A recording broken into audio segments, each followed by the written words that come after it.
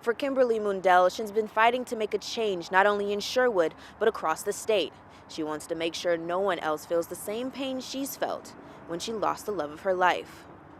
I've spent the last 20 months trying to understand something that you just can't understand. You can't comprehend, you can't make sense of it. Kimberly Mundell married her husband John in May of 2019. 58 days later, I went from being a newly married person and planning a wedding to planning a funeral. He was killed in a hit and run after being hit while cycling. The car that hit him sped off. They wouldn't have a lead on a suspect until 8 months later. The individual is charged with negligent homicide while intoxicated, which is a B felony.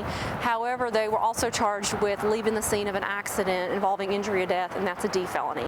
House Bill 1505 seeks to add stricter laws for those who leave the scene of a hit and run. Mundell spoke in front of the House, but so did defense law representatives against the bill. There are some problems with this bill, and they arise out of the particular way the Arkansas statute has been interpreted.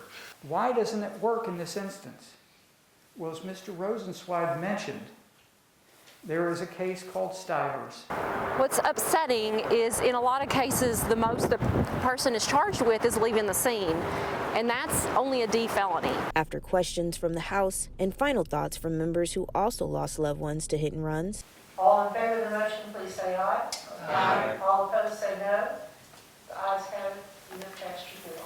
The measure now heads to a full House. Now, the bill won't help in John's case for Mundell, as that's still getting sorted out in courts. But after the vote, she did tell me that she was relieved and cried tears of joy in knowing that there's a conscious effort behind changing hit and run laws. Reporting in Little Rock, Jade Jackson, THV 11 News.